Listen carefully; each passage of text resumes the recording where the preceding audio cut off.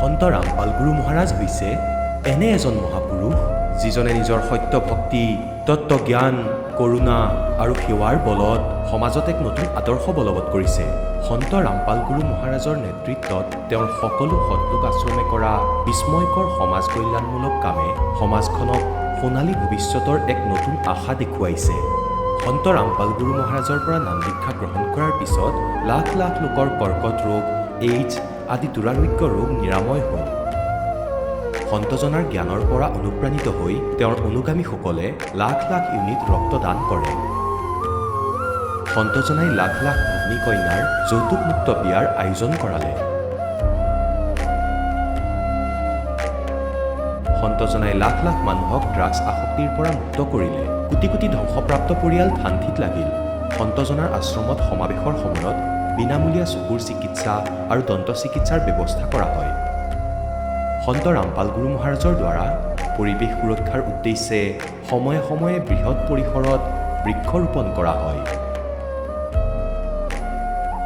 সন্তজনাই আৰ্তজনক তাৎক্ষণিক সকাহ দিবলৈ এম্বুলেন্স সেৱা আৰম্ভ কৰিছে। সন্তজনাই তেওঁৰ অনুগামীসকলক তেওঁলোকৰ শৰীৰ দান কৰিবলৈ অনুপ্ৰাণিত কৰে, যাতে মানৱতাৰ সেৱা আৰু চিকিৎসা ক্ষেত্ৰত উন্নতি কৰিব পৰা যায়। সন্ত ৰামপাল গুৰু মহাৰাজৰ সকলো আশ্ৰমত প্ৰতিদিনে বিনামূলীয়া ধৰ্মভোজৰ আয়োজন কৰা হয়, য'ত প্ৰতিবাৰেই প্ৰতিটো জাতি, প্ৰতিটো ধৰ্মৰ মানুহে একেলগে বহি ভোজন কৰে।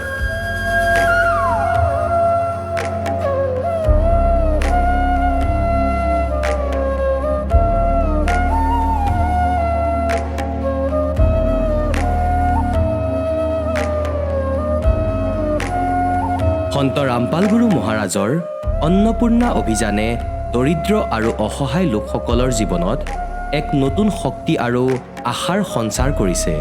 ঘৰে ঘৰে খাদ্য সামগ্ৰী আৰু প্ৰয়োজনীয় সাহায্য প্ৰদান কৰি সন্ত ৰামপাল গুৰু মহাৰাজে মানুহক দুখ আৰু অসহায় অৱস্থাৰ সৈতে যুঁজিবলৈ শক্তি প্ৰদান কৰিছে।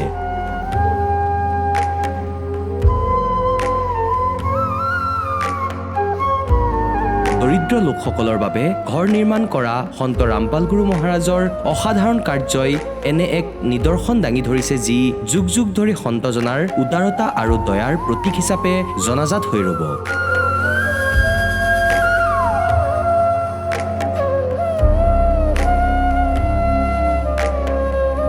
সন্ত ৰামপাল গুৰু মহাৰাজৰ আশ্ৰমত সহস্ৰাধিক বৃদ্ধ বৃদ্ধাই শ্ৰদ্ধা আৰু মৰমেৰে জীৱন যাপন কৰাৰ সুযোগ পায়। তেওঁলোকৰ থকা খোৱাৰ আৰু স্বাস্থ্যৰ সম্পূৰ্ণ দায়িত্ব সন্ত ৰামপাল গুৰু মহাৰাজে বহন কৰে। অনাথ শিশুৰ বাবে সন্ত ৰামপাল গুৰু মহাৰাজৰ সকলো আশ্ৰম বিশেষ বৰদানতকৈ কম নহয়, য'ত তেওঁলোকক শিক্ষা, সংস্কাৰ আৰু ভৱিষ্যতৰ বাবে উন্নত সুবিধা প্ৰদান কৰা হয়। বানপানী, ভূঁইকঁপ বা মহামাৰী যিয়েই নহওক, সন্ত ৰামপাল গুৰু মহাৰাজ আৰু তেওঁৰ অনুগামীসকল সদায় আৰ্তজনৰ বাবে আগৰণুৱা হৈ থাকে। ক'ভিড মহামাৰীৰ সময়ত সন্ত ৰামপাল গুৰু মহাৰাজৰ আশ্ৰমৰ পৰা কোটি কোটি লোকক খাদ্য, ঔষধ আৰু জীৱন ৰক্ষক সামগ্ৰী যোগান ধৰা হৈছিল। দুখীয়াক সকাহ কৰাই হওক বা যিকোনো শোষিত বা নিপীড়িত শ্ৰেণীৰ অধিকাৰ আৰু মৰ্যাদাৰ বাবে যুঁজ দিয়াই হওক, সন্ত ৰামপাল গুৰু মহাৰাজে সদায় তেওঁলোকৰ সকলো ন্যায্য দাবী চৰকাৰৰ ওচৰলৈ লৈ গৈছে আৰু তেওঁলোকক উপযুক্ত ন্যায় প্ৰদানৰ ক্ষেত্ৰত গুৰুত্বপূৰ্ণ ভূমিকা পালন কৰি আহিছে। সমাজত আধ্যাত্মিক আৰু সামাজিক মূল্যবোধৰ প্ৰতি সজাগতা অনাৰ প্ৰতিটো পদক্ষেপতে সন্ত ৰামপাল গুৰু মহাৰাজ মানৱতাৰ প্ৰকৃত সেৱক হিচাপে প্ৰমাণিত হৈছে। সন্ত ৰামপাল গুৰু মহাৰাজৰ জীৱনে আমাক শিকাইছে যে প্ৰকৃত সেৱা সেইটোহে যিটো নিস্বাৰ্থভাৱে কৰা হয়। আহক আমিও এই মহান সন্তজনৰ এই মহান সেৱাৰ কামত যোগ দিওঁ আৰু সন্ত ৰামপাল গুৰু মহাৰাজৰ পৰা নাম দীক্ষা লৈ আমাৰ জীৱন ধন্য কৰি তোলোঁ।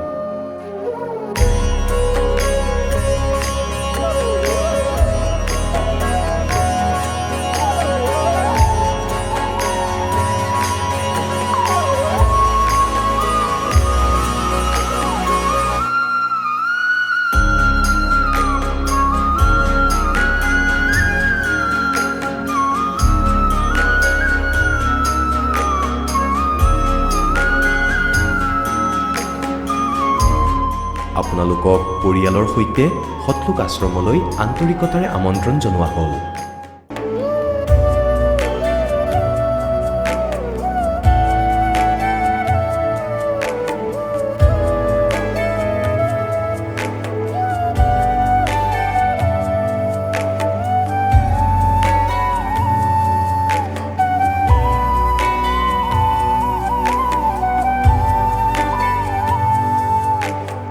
গীতাৰ অধ্যায় 15 শ্লোক 16 আৰু 17ত তিনিজন প্ৰভুৰ উল্লেখ আছে। এই তিনিজন প্ৰভু কোনজন প্ৰভুৰ শৰণ লোৱাৰ পাছত জন্ম মৃত্যু সমাপ্ত হ'ব পাৰে? তিনিজন প্ৰভুৰ ভিতৰত কোনজন উত্তম পৰমাত্মা? তেওঁ কেনেকুৱা? তেওঁৰ নাম কি? এই সকলোবোৰ গূঢ় ৰহস্য জানিবলৈ নিশ্চয়কৈ শুনিব জগতগুৰু তত্ত্বদৰ্শী সন্ত ৰামপাল গুৰু মহাৰাজৰ মংগল প্ৰবচন, সকলো পবিত্ৰ ধৰ্মৰ পবিত্ৰ শাস্ত্ৰৰ আধাৰত। নমস্কাৰ দৰ্শকসকল, আজি আমি আপোনালোকক পৰিচয় কৰাই দিম অসমৰ লখিমপুৰ জিলাৰ লালুকৰ নিবাসী প্ৰদীপ ফুকন সৈতে। সমাজত চলি থকা পৰম্পৰা অনুসৰি প্ৰদীপ ফুকনে বহু বছৰ ধৰি কৃষ্ণ ভক্তি কৰি আছিল। নামঘৰলৈ গৈছিল, কীৰ্তন আৰু ভাগৱত পাঠো কৰিছিল। আনকি তেওঁ জয়গুৰু পন্থৰ শ্ৰী অনুকূল চন্দ্ৰ ঠাকুৰৰ সৈতেও প্ৰায় 30 বছৰ ধৰি জড়িত হৈ আছিল। কিন্তু তথাপিও তেওঁ জীৱনত কোনো প্ৰকৃত লাভ পোৱা নাছিল। তাৰ পিছত এদিন মোবাইলৰ জৰিয়তে তেওঁ সন্ত ৰামপাল গুৰু মহাৰাজৰ সৎসংগ শুনিলে। সেই সৎসংগৰ দ্বাৰা প্ৰভাৱিত হৈ যেতিয়া তেওঁ সত্যগান বুজি পালে আৰু সন্ত ৰামপাল গুৰু মহাৰাজৰ সৈতে জড়িত হ'ল, তেতিয়া তেওঁৰ জীৱনলৈ এক অদ্ভুত পৰিৱৰ্তন আহিল। প্ৰদীপ ফুকনে কয় যে ইয়াৰ পিছত তেওঁ পাৰিবাৰিক সুখ লাভ কৰিলে। তেওঁৰ পত্নীৰ দৃষ্টিহীনতাৰ সমস্যাত লাভ পালে আৰু তেওঁ নিজেও ডায়েবেটিছৰ দৰে গুৰুতৰ বেমাৰৰ পৰা সকাহ পালে। অৱশেষত সন্ত ৰামপাল গুৰু মহাৰাজৰ জ্ঞানৰ দ্বাৰা তেওঁৰ জীৱনত কেনেকুৱা পৰিৱৰ্তন আহিল, আহকচোন শুনো প্ৰদীপ ফুকনৰ বাস্তৱিক কাহিনী তেওঁৰ নিজৰ মুখেৰে। নমস্কাৰ ছাৰ। নমস্কাৰ। ছাৰ, আপোনাৰ শুভ নামটো? মোৰ নাম প্ৰদীপ ফুকন। আপুনি ক'ৰ পৰা আহিছে? মই অসমৰ লখিমপুৰ জিলাৰ লালুক অঞ্চলত থাকোঁ। আপুনি সন্ত ৰামপাল গুৰু মহাৰাজৰ পৰা নাম দীক্ষা কেতিয়া লৈছিল? মই সন্ত ৰামপালজী মহাৰাজৰ পৰা নাম দীক্ষা 2020 চনৰ 1 আগষ্ট তাৰিখত লৈছিলোঁ। সন্ত ৰামপাল গুৰু মহাৰাজৰ পৰা নাম দীক্ষা লোৱাৰ আগতে আপুনি অন্য কিবা ভক্তি সাধনা কৰিছিলনে? হয়, আমাৰ সমাজৰ পৰম্পৰা নীতিমতে আমি কৃষ্ণ ভক্তি কৰিছিলোঁ। নামঘৰলৈ যাওঁ, তাত কীৰ্তন পাঠ, গীতা পাঠ, ভাগৱত পাঠ এনেধৰণে হয়, আমি সকলোতে অংশগ্ৰহণ কৰিছিলোঁ। ইয়াৰ পাছতো মই ঠিক প্ৰায় ডেকা দিনৰ পৰা 30 বছৰমান ধৰি মই জয়গুৰু পন্থ শ্ৰী অনুকূল ঠাকুৰৰ সৎসংগ বিহাৰত তাৰ ভকত আছিলোঁ। ছাৰ, আপুনি যিহেতু এজন শিক্ষিত ব্যক্তি আৰু আপুনি ক'লে যে আপুনি হিন্দু সমাজত প্ৰচলিত পৰম্পৰাগত যিবিলাক সাধনা আছিলে সেইবিলাক কৰি আছিলে, লগতে আপুনি জয়গুৰু পন্থৰ কথা ক'লে, তাত আপুনি 30 বছৰ ধৰি ভক্তি সাধনা কৰি আছিলে। সেইবিলাক সাধনা কৰি থকাৰ পিছতো আপুনি সন্ত ৰামপাল গুৰু মহাৰাজৰ শৰণলৈ কিয় আহিব লগা হ'ল ছাৰ?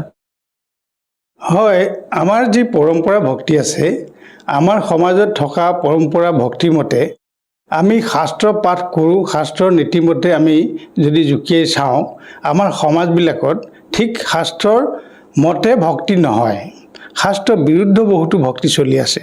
সেইকাৰণে আমি সন্তুষ্ট নাছিলোঁ। আৰু সৎসংগ বিহাৰত যিহেতু অনুকূল চন্দ্ৰ ঠাকুৰৰ গুৰু হিচাপে ভক্তি কৰা হয়, সেই সমাজতো মই দেখিছিলোঁ যে তাতো কৰ্মকাণ্ড আছে। বিশেষকৈ ভাগৱত আৰু গীতাই কৰ্মকাণ্ড সমৰ্থন দিয়া নাই, পিণ্ড শ্ৰাদ্ধ ইত্যাদিক তেওঁলোকে নকৰিবলৈ কয়। গতিকে এই ক্ষেত্ৰত মই তাতো কিছু শাস্ত্ৰ বিৰুদ্ধ নীতি দেখি পাইছিলোঁ। সেইকাৰণে মই ইমান সন্তুষ্ট নাছিলোঁ। তেতিয়া সমাজবিলাকত আমাৰ ভকতসকলে ইমান বিশ্লেষণ নাছিল। যিসকলে শাস্ত্ৰ নিজে পঢ়িছে আৰু শাস্ত্ৰৰ লগত নিজৰ ভক্তি ৰিজনি কৰি চাইছে, তেওঁলোকেহে বুজি পায় যে আমি কৰা ভক্তিবিলাক প্ৰকৃততে শাস্ত্ৰসন্মত হয় নে নহয়। গতিকে তেতিয়া মই তেনেধৰণৰ সমাজত থাকি ভক্তি কৰিছিলোঁ যদিও মোৰ বিশেষ লাভৱান হোৱা নাছিল আৰু মই বহুতো শাস্ত্ৰৰ মতে ভুল দেখি পাইছিলোঁ। সেইকাৰণেই মই নতুন এক পৰমাত্মাৰ ভক্তিৰ পথ বিচাৰি আছিলোঁ। ছাৰ, যিহেতু আপুনি পৰমাত্মাক বিচাৰি আছিলে, আপুনি পৰমাত্মাৰ সন্ধানত আছিলে আৰু যিবিলাক আপুনি পূৰ্বতে সাধনা কৰি আছিলে তাৰ দ্বাৰা আপুনি সন্তুষ্ট নাছিলে। ছাৰ, আমি আপোনালোকৰ গুৰু সন্ত ৰামপাল গুৰু মহাৰাজৰ ভক্তসকলৰ যেতিয়া অনুভৱ শুনো, তেওঁলোকে বিভিন্ন ছ'চিয়েল মিডিয়া প্লেটফৰ্মত নিজৰ মত ব্যক্ত কৰে যে সন্ত ৰামপাল গুৰু মহাৰাজৰ পৰা নাম দীক্ষা লোৱাৰ পিছতে বিভিন্ন ধৰণে লাভ পায়। ছাৰ, আপুনি সন্ত ৰামপাল গুৰু মহাৰাজৰ পৰা নাম দীক্ষা লোৱাৰ পিছত কেনেধৰণৰ লাভ পাইছে? হয়, লাভটো সাংসাৰিকভাৱে যথেষ্টই লাভ হৈছে, কিন্তু প্ৰথম লাভটো মোৰ হ'ল যে মুখ্য প্ৰাপ্তিৰ যি আধ্যাত্মিক লাভ, কাৰণ আমি গীতা পঢ়িছোঁ বা যিসকলে শাস্ত্ৰ পঢ়িছে এই সকলো ভকতে জানে যে আমি মানৱ জীৱনৰ মূল লক্ষ্য হ'ল মুখ্য প্ৰাপ্তি কৰা। গতিকে এই পৰম পদ প্ৰাপ্তি এটা সম্পূৰ্ণ শুদ্ধ পথ, যে এই পথটো পোৱাটো যিহেতু মই এইটো বিচাৰি আছিলোঁ আৰু ইয়াক পোৱা হৈছে। যে কবিৰ বাণীত কৈছে পদে মিল পদে সমানা, অৰ্থাৎ যিটো পদ্ধতিৰ মাজেদি পৰম ধাম পাব পাৰি সেই পথ পাইছোঁ। গতিকে মোৰ কাৰণে প্ৰথম লাভ আৰু আটাইতকৈ ডাঙৰ লাভ, কাৰণ হাজাৰবাৰ আহিছোঁ, এই সংসাৰলৈ হাজাৰবাৰ গৈছোঁ, এই জন্ম মৰণৰ চক্ৰৰ পৰা ওলাই পৰম পদ পাব পৰা এটা পথ পালোঁ। ই মোৰ জীৱনত আটাইতকৈ ডাঙৰ লাভ। এতিয়া দ্বিতীয়টো হ'ল যে মোৰ পৰিবাৰো বৰ্তমান দীক্ষিত, ল'ৰা দুজন আছে, মোৰ দুজন মোৰ পুত্ৰ সন্তান, তেওঁলোকো দীক্ষিত। যে মোৰ পৰিয়ালটোত আমি ভক্তি মাৰ্গৰ মাজেদি যি মিলা প্ৰীতি আৰু সুখ সম্প্ৰীতিত আছোঁ, হয়তো তুলনামূলক হিচাপে আনে নাই থকা বুলি নকওঁ, কিন্তু মই যি শান্তি অনুভৱ কৰিছোঁ এইটো আজিৰ যুগত বহুত ডাঙৰ কথা। আজি হয়তো হাজাৰজনে পাবলৈ অসমৰ্থ হৈছে। গতিকে এনে এটা আদৰ্শৱান পৰিয়ালৰ সূত্ৰটো এই ভক্তিৰ দ্বাৰাহে সম্ভৱ। গতিকে আমাৰ গুৰু মহাৰাজে, সন্ত ৰামপালজী গুৰু মহাৰাজৰ ভক্তিৰ পথৰ দ্বাৰা এই যিটো পাৰিবাৰিক সুখ শান্তি মিলা প্ৰীতি পোৱা যায়, এইটো মোৰ দ্বিতীয় লাভ। আৰু তৃতীয় লাভ এটা অনেক লাভ আছে, তাৰ ভিতৰত বিশেষকৈ মোৰ পৰিবাৰৰ আগতে আজি বহুত বছৰ ধৰি ছুগাৰ আছিল। যিটো ছুগাৰ প্ৰেছাৰ বেমাৰটো প্ৰায় আজিকালি দেখাই যায়। তেওঁ ইমান বেছি হৈছিল, মই ঠিক দাপৰিজত থকা সময়ত তেওঁ মাজে মাজে ৰাতিপুৱাই গৈ ছাব চেণ্টাৰত এই ছুগাৰটো জোখে আৰু কান্দে যে মই আৰু জীয়াই নাথাকিম। কেলৈ 500-600 তললৈ নাহে। যে লখিমপুৰৰ যিসকল মানে বিশেষ ভাল ডক্টৰ তেওঁলোকেই ঔষধ দিয়ে, যিসকল এক্সপাৰ্ট তেওঁলোকৰ ঔষধ খোৱাৰ পিছতো যে ছুগাৰ 500-600 এনেকৈ থাকে, তললৈ নাহে। আচৰিত কথা। তেওঁ আৰু জীৱনৰ আশা এৰি দিলে, ঔষধ খাবলৈ এৰি দিলে, কান্দে। মই ক'লোঁ, তেতিয়া তেওঁ নাম লোৱা নাছিল, বোলো এটা কাম কৰা, তুমি এতিয়া অতি সোনকালে গৈ নাম লোৱা। এতিয়া ঈশ্বৰত আত্মসমৰ্পণ কৰাৰ বাহিৰে আৰু কোনো ৰাস্তা নাই। বিজ্ঞান আমাক লাগিব, কিন্তু ঈশ্বৰতকৈ পৰম কোনো নহয়। সেইকাৰণে প্ৰথমে আমি আত্মসমৰ্পণ কৰিব লাগে। গতিকে তেওঁ পিছদিনাখনে গৈ নাম ল'লে আৰু মৰাৰ ভয়ত প্ৰাণপণে নাম লৈছে। যে এমাহৰ পিছত দেখা গ'ল ৰিজাল্ট বহুত ডাউন হ'ল, যে ঔষধ খাবলৈ এৰি দিলে, কিন্তু কেৱল নামৰ দ্বাৰাই তেওঁৰ ছুগাৰ সম্পূৰ্ণ লিমিট, যিটো নৰ্মেল লিমিট তাৰ ওচৰ চাপি গ'ল। গতিকে এইটো এটা বহুত আচৰিত কথা, যিটো বাস্তৱিকতে মোৰ ঘৰত ঘটিছে। মই নিজে চকুৰে দেখি আছোঁ আৰু মই লগত আহি এইটো ভয়ত মই তললৈ নামি আহিলোঁ, ঘৰতে আছিলোঁ। গতিকে এইটো মোৰ নিজৰ সম্পূৰ্ণ প্ৰমাণ। এতিয়া মাজে সময়ে ছুগাৰৰ ঔষধ খায়, কিন্তু বৰ্তমান ছুগাৰৰ সমস্যা তেনেকৈ নাই, সম্পূৰ্ণ নিয়ন্ত্ৰণত আছে। আৰু তেওঁৰ ছুগাৰৰ সমস্যাটোৰ পৰা আন এটা সমস্যা হৈছিলে যে চকুৰে নেদেখা হ'ল, যে এটা চকু সম্পূৰ্ণ বেয়াই হৈ গৈছিল। মানে আমাৰ ডাক্তৰে কোৱা মতে আমি প্ৰায় গুৱাহাটীত আৰু লখিমপুৰত আৰু এজেগাত 3 জেগাত আপোনাৰ ডাক্তৰসকলে চকু চাই যে চকুটো সম্পূৰ্ণ বেয়া বুলি কয়, যে এই চকুটো বেয়া হৈ গ'ল, এইটো ভাল নহ'ব। এতিয়া আমি বোলো যি হওক অপাৰেশ্যন কৰি দিয়ক, অন্ততঃ মনৰ সন্তুষ্টি এটা হওক, নহ'লে চিকিৎসা নকৰিলে এইটো এটা বৰ দুখৰ কথা হ'ব। শেষত লখিমপুৰতেই আমাৰ চকুৰ চিকিৎসালয়ৰ এজন ডাক্তৰে তেখেতে যথেষ্ট পৰিশ্ৰম কৰি চকুটো অপাৰেশ্যন কৰি দিলে। অপাৰেশ্যন কৰাৰ সময়তো কৈছে যে চকুটো কাম নাই, আপুনি দামী লেন্স নলগাব, অতি কম দামৰ যেন তেন লগাই দিছোঁ, যাতে এনেই সাধাৰণভাৱে ভালে থাকে আৰু। তাৰপিছত পিছদিনাখনে তেওঁ চকুটো সম্পূৰ্ণ ভালকৈ দেখিছে আৰু সম্পূৰ্ণ সুস্থ, এতিয়াও সম্পূৰ্ণ সুস্থ। এতিয়া আৰু ইটো চকু এই বছৰ অপাৰেশ্যন কৰা হৈছে, এতিয়া সম্পূৰ্ণ দুয়োটা চকু সুস্থ। এইটো মই সম্পূৰ্ণ আমাৰ নাম ভক্তিৰ বলেৰে হৈছে বুলি মোৰ অন্তৰত বিশ্বাস। ছাৰ, এইটো আচৰিত কথা। তেখেতৰ পৰা নাম দীক্ষা লোৱাৰ পিছতে আপোনাৰ পৰিবাৰগৰাকী যি দৃষ্টিহীনতাৰ ৰোগত ভুগিছিলে, লগতে আপোনাৰ ছুগাৰৰ সমস্যাত ভুগি থকা বুলিও কৈছে আপুনি, এইটো কেনেকৈ সম্ভৱ ছাৰ? সন্ত ৰামপাল গুৰু মহাৰাজে আপোনালোকক এনেকুৱা কি ভক্তি বিধি মন্ত্ৰ প্ৰদান কৰে যাৰ দ্বাৰা নেকি ইমানবোৰ লাভ পাবলৈ সক্ষম হৈছে? হয়, মই দেখা পাইছোঁ যে ভক্তি সাধনা, আমাৰ যি পৰম্পৰা ভক্তি সাধনা আছিলে, এইটো হ'ল বহিৰ্মুখী।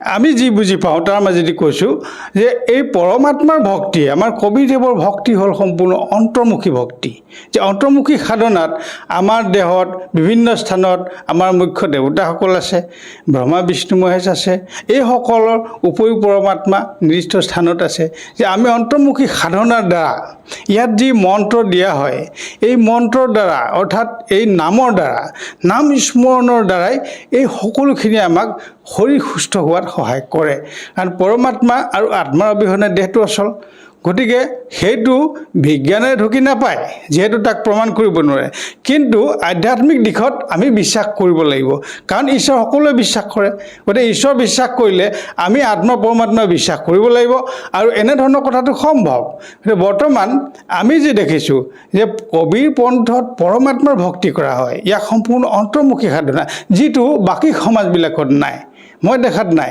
কাৰণ সকলোৱে বাহিৰৰ এটা ঈশ্বৰ বিচাৰে তেওঁলোকে ভক্তি সাধনা কৰে নিজৰ নিজৰ মতে কিন্তু অনুষ্ঠানমুখী কেৱল অনুষ্ঠানমুখী বাকী সময়টোত 24 ঘণ্টাত আমাৰ ধৰ্ম লাগি থকা নাই মই যি কৰোঁ এনেকুৱা ধৰণৰ কথা কিন্তু ইয়াত সম্পূৰ্ণ ব্যৱহাৰিক দিশত ধৰ্ম পালন কৰিব লাগিব এই ভক্তি ধৰ্ম ভক্তিৰ মৰ্যাদাটো আন সকলো পন্থতকৈ বেলেগ আৰু এই বাস্তৱিকতে শুদ্ধ কাৰণ ধৰ্ম ধাৰণ নকৰিলে ধৰ্ম নহয় মই যদি পলাই নাই তেনেহ'লে ধৰ্ম কেনেকৈ হ'ব গতিকে ইয়াৰ সম্পূৰ্ণ হাতে কামে পালন কৰিব লাগিব আৰু 24 ঘণ্টাৰ ভিতৰত আপুনি অন্ততঃ নাই কমে অতি কম 1 প্ৰহৰ 3 ঘণ্টা হ'লেও নাম কৰিব লাগিব আৰু কামৰ মাজেদি আজৰি সময়ত নাম কৰি থাকক ইয়াৰ উপৰিও আপোনাৰ পঞ্চযজ্ঞ আছে দান দিয়ক আৰু অন্যান্য ঘি বন্তি প্ৰজ্বলন কৰক আৰু বাকীখিনি কৰক বাকী দৈৱযজ্ঞ আছে ধৰ্মযজ্ঞ আছে মানুহৰ জীৱৰ উপকাৰ কৰক এই সকলোখিনিৰ দ্বাৰাই সম্ভৱ কাৰণ এইটো আধ্যাত্মিক কথা আত্মা পৰমাত্মাৰ কথা ছাৰ যিহেতু আপুনি এগৰাকী শিক্ষিত ব্যক্তি সেই হিচাপে মই আপোনাৰ পৰা জানিব বিচাৰিছোঁ আপোনালোকৰ গুৰু সন্ত ৰামপাল গুৰু মহাৰাজৰ মুখ্য উদ্দেশ্য কি হয় সন্ত ৰামপালজী মহাৰাজৰ মুখ্য উদ্দেশ্য প্ৰথম কথা হ'ল মানুহৰ জীৱন মুখ্য প্ৰাপ্তিৰ বাবে গতিকে আমাৰ ভকতসকলক এই মানুহবিলাকক এই কালৰ জালৰ পৰা এই কালৰ সংসাৰখনৰ পৰা দুখমুক্ত কৰি সম্পূৰ্ণ পৰম ধামলৈ গতি কৰোৱা আত্মাক মুখ্য প্ৰাপ্তি কৰা এই প্ৰথম উদ্দেশ্য আৰু ইয়াৰ পিছত সামাজিকভাৱে যে দেশখনৰ ক্ষেত্ৰত আজি যৌতুক প্ৰথা যি ব্যাধি আছে সেই যৌতুক প্ৰথা নাইকিয়া কৰিবৰ কাৰণে তেখেতৰ বিশেষ অৰিহণা আছে ইয়াৰ ভকতসকলৰ যৌতুক ল'বও নোৱাৰে দিবও নোৱাৰে গতিকে এখন যৌতুকবিহীন সমাজ গঢ়ি তুলিবলৈ তেখেতে চেষ্টা কৰিছে আজি যৌতুকৰ বলত কিমান নাৰীৰ মানে হত্যা হৈ আছে বিভিন্ন জেগাত প্ৰাণহানি হৈছে জ্বলি গৈছে বিভিন্ন কথা আৰু বৰ্তমান আমাৰ দেশত যি নিচাৰ যি ভয়ংকৰ পৰিস্থিতি আহি পৰিছে আমি সকলোৱে জানো ড্ৰাগছৰ যি ব্যৱস্থা হৈছে বিভিন্ন জেগাত নিচাৰ দ্বাৰা বিভিন্ন অঘটন ঘটি আছে গতিকে সম্পূৰ্ণ নিচামুক্ত এখন ভাৰত গঢ়ি তোলা তেখেতৰ উদ্দেশ্য আমাৰ ভকতসকলৰ মাজত কোনেও নিচা খাব নোৱাৰিব নিচা ল'ব নোৱাৰিব নিচা দিবও নোৱাৰিব গতিকে নিচামুক্ত এখন সমাজ গঢ়ি তোলা তেখেতৰ উদ্দেশ্য আছে ইয়াৰ পিছত বিভিন্ন ঠাইত মোবাইল গাড়ীৰ যোগেদি যে চিকিৎসা সেৱা প্ৰদান কৰা হৈছে চিকিৎসা শিবিৰ পাতিছে তাৰ ৰোগীসকলক সহায় কৰা হৈছে আৰু ৰক্তদান শিবিৰ পতা হৈছে এই চৰকাৰ সহায় কৰা হৈছে তাৰ উপৰিও ৰক্তদান দিছে আৰু দেহদান আমাৰ ভকতসকলক তেখেতে প্ৰেৰণা দিছে যে আমাৰ এই মাটিৰ শৰীৰটো আমি প্ৰাণ যোৱাৰ পিছত আত্মা যোৱাৰ পিছত আমাৰ মাটিৰ শৰীৰটোৰ কি কাম আছে গতিকে আমি দেশৰ কাৰণে আমাৰ মেডিকেল ছাত্ৰ ছাত্ৰী মেডিকেল ষ্টুডেণ্টবিলাকৰ কাৰণে আমি দেশৰ কাৰণে আমি দান কৰিব পাৰোঁ গতিকে দেহ দান হৈছে গতিকে এনেধৰণৰ বহুতো সমাজ কল্যাণ কাম গঢ়ি তুলিছে তেখেতে এখন দুৰ্নীতিমুক্ত দুখমুক্ত কুসংস্কাৰমুক্ত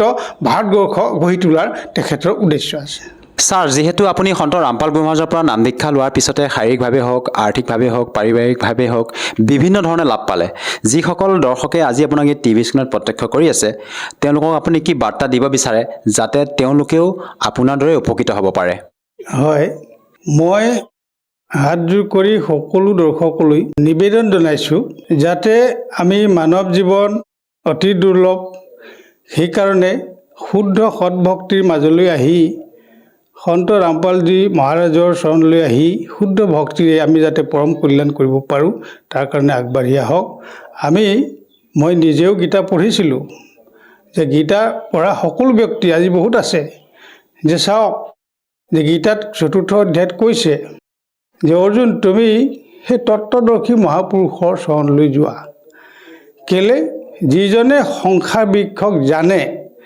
অৰ্থাৎ গছজোপা ওলোটা কৰি ল'লে ওপৰৰ মূল আছে পৰমাত্মা আৰু তললৈ একেবাৰে ডাল পাত শাখা। এই গোটেই অংশবোৰত কোন ক'ত থাকে, কোনজন প্ৰভু ক'ত থাকে, আটাইখিনি যিজনে জানে সেইজন তত্ত্বদৰ্শী মহাপুৰুষ। আৰু বৰ্তমান পৃথিৱীত তত্ত্বদৰ্শী মহাপুৰুষ সন্ত ৰামপালজী মহাৰাজ। তেখেতৰ মংগল প্ৰবচন শুনক আৰু তেখেতৰ জ্ঞানৰ দ্বাৰাই আমি সকলোৱে লাভৱান হ'ব লাগে আৰু সকলোৱে নিজৰ আমি জীৱন কল্যাণ কৰিব লাগে। সেইকাৰণে মই সকলোকে অনুৰোধ জনাইছোঁ, কৰজোৰে মই প্ৰাৰ্থনা জনাইছোঁ। যিহেতু মই প্ৰায় 30 বছৰ ধৰি জয়গুৰু পন্থটো আছিলোঁ আৰু তাতো আমি বিভিন্ন ধৰণে সাধনা কৰিছিলোঁ, নাম ধ্যান কৰিছিলোঁ, কিন্তু ঈশ্বৰৰ অনুভৱতাটো পোৱা নাছিলোঁ। গতিকে আৰু মই গীতা পাঠ কৰিছিলোঁ নিজেও আৰু বিভিন্ন গীতা অনুষ্ঠানৰ ব্যাখ্যাও শুনিছিলোঁ যে গোটেই গীতাৰ ব্যাখ্যাবিলাকৰ মতেও আমি যি পুৰণা সাধনা কৰি আছিলোঁ এই সাধনাৰ ভক্তি প্ৰকৃততে শুদ্ধ মাৰ্গ বুলি আমি মোৰ ব্যক্তিগত জীৱনৰ অভিজ্ঞতাৰ পৰা ক'ব নোৱাৰোঁ। গতিকে নতুনকৈ মই যি মাৰ্গত বৰ্তমান আহিছোঁ, এই সৎভক্তিৰ মাৰ্গত মই নিজে আহি যেনেধৰণে উপকৃত হৈছোঁ আৰু মই যি শান্তি লাভ কৰিছোঁ আৰু এই পদ্ধতি যে শুদ্ধ নিজৰ জীৱনৰ চলন পদ্ধতি লগত ধৰ্মভক্তিক যেনেধৰণে পালন কৰি নিজে আগুৱাই যাব পাৰিছোঁ, সেই ক্ষেত্ৰত মই যথেষ্ট সফল হৈছোঁ বুলি ভাবিছোঁ। আৰু সেইকাৰণে মই আপোনালোককো এই সৎভক্তিৰ কাৰণে সৎভক্তিৰে নিজৰ জীৱন কল্যাণ কৰক বুলি মই আহ্বান জনাইছোঁ। ছাৰ, যিহেতু আপোনালোকৰ গুৰু সন্ত ৰামপাল গুৰু মহাৰাজ হাৰিয়ানা প্ৰান্তৰ নিবাসী হয়, তেনে ক্ষেত্ৰত ছাৰ আমি যদি তেখেতৰ পৰা নাম দীক্ষা ল'ব বিচাৰোঁ সহজভাৱে কেনেকৈ ল'ব পাৰিম ছাৰ? হয়, বৰ্তমান সকলো শিক্ষিত লোক আৰু ছ'চিয়েল মিডিয়াৰ যুগ, ঘৰে ঘৰে ডাঙৰ মোবাইল আছে। গতিকে মোবাইলত সন্ত ৰামপালজী মহাৰাজ প্ৰবচন চাৰ্চ কৰক, তেখেতৰ মংগল প্ৰবচন ইউটিউব বা ফেচবুক পাব।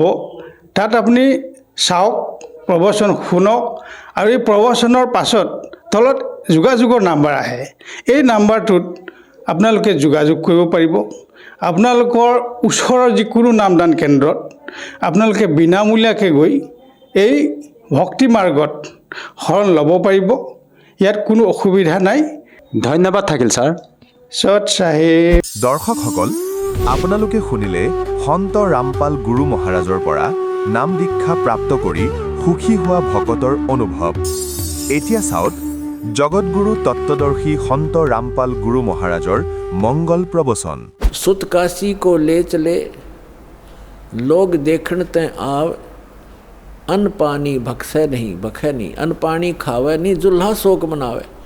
এতিয়া যেতিয়া পৰমাত্মাক নিৰু আৰু নিমাই লৈ আহিলে, ইমান সুন্দৰ শৰীৰ আছিল পৰমাত্মাৰ যে কোনো কেঁচুৱাই তেওঁৰ দৰে ধুনীয়া নাছিলে, যি কাৰণে ওচৰৰ পাজৰৰ নগৰৰ সকলো মানুহে তেওঁক চাবলৈ আহিব ধৰিলে।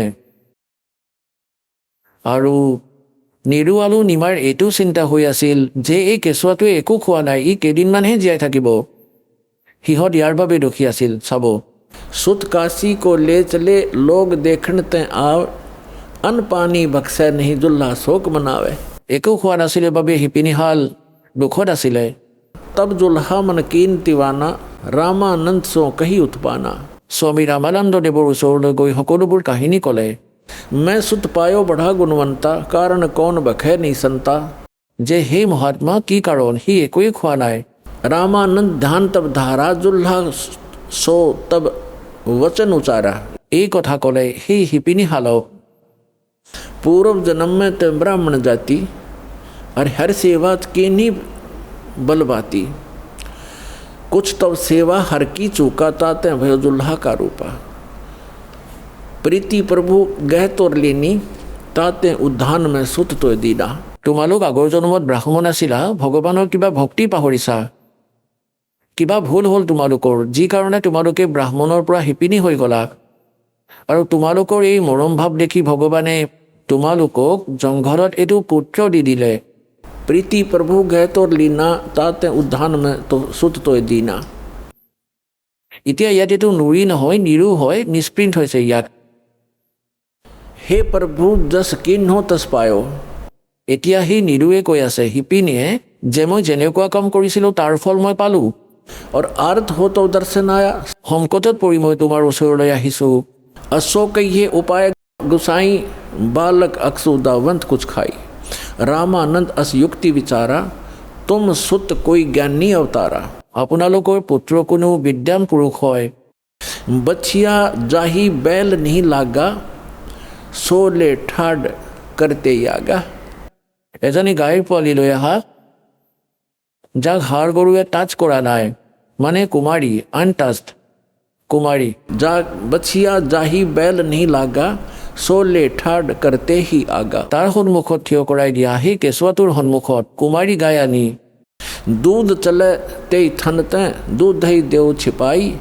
और अक्षुदावंत होवे ताको देखवाई। তাৰপিছত তাক খুৱাই দিবা। जुल्हा एक बछिया ले आवा, और चलो दूत कोई मरम न पावा। चलो दूत जुल्हा हरसाना, राख छिपाई काहू नहीं जाना। এতিয়া ইয়াত যি গাখীৰ শব্দটো আছে, লেখকসকলে ইয়াত অলপ গণ্ডগোল কৰি দিছে।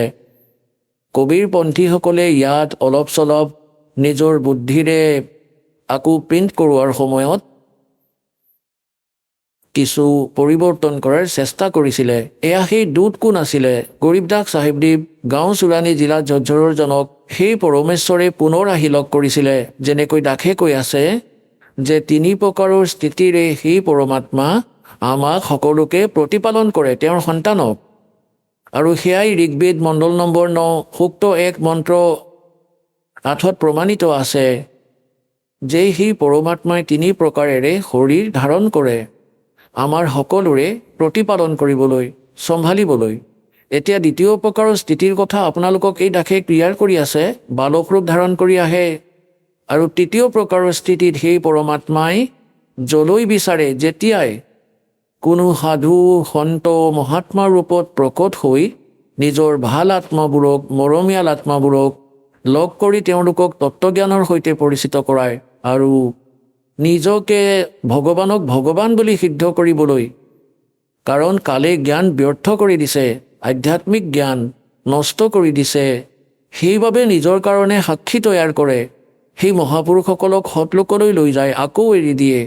গতিকে সেই তৃতীয় প্ৰকাৰৰ স্থিতিত সেই পৰমাত্মা আহে আৰু সেই মৰমীয়াল আত্মাবোৰক লগ কৰে। কাক কাক লগ পাইছিলে এই কলিযুগত? দাসৰ যি নলেজত আছে, আদৰণীয় ধৰ্মদাস চাহিবদেৱক, আদৰণীয় মুৰুগদাস চাহিবদেৱক, আদৰণীয় দাদু চাহিবদেৱক, আদৰণীয় নানক চাহিবদেৱক, যি শিখ ধৰ্মৰ প্ৰৱৰ্তক হয় তেওঁক, যাক পৰমাত্মাই আহি লগ কৰিছে, যি সৎপুৰুষে আহি লগ কৰিছে সত্যলোকৰ পৰা, য'ত তেওঁ থাকে তাৰ পৰা গতি কৰি আহে, সাধু ৰূপ ধাৰণ কৰে, জীৱিত মহাত্মাৰ ৰূপ ধাৰণ কৰে।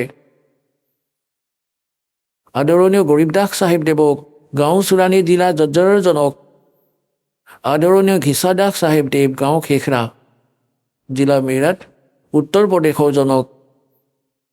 এই মহাপুৰুষসকলৰ মাজত পৰমাত্মাই আদৰণীয় গৰীবদাস চাহিবদেৱক পুনৰ সেই কমপ্লিট স্পিৰিচুৱেল নলেজ দিছে।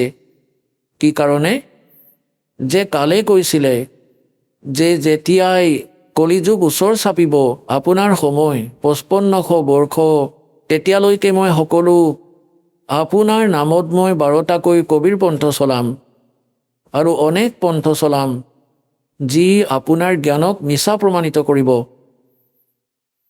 সেইবাবে পৰমাত্মাই আদৰণীয় গৰীবদাস চাহিবদেৱক সত্যলোকলৈ লৈ গৈ নিজৰ সৈতে পৰিচিত কৰায়, আৰু কমপ্লিট স্পিৰিচুৱেল নলেজ, সম্পূৰ্ণ আধ্যাত্মিক জ্ঞান তেওঁৰ ভিতৰত সুমুৱাই দিলে। সেই পুণ্যাত্মাই গৰীবদাস চাহিবদেৱে নিজৰ মুখ কমলেৰে কৈ লিখাইছিলে।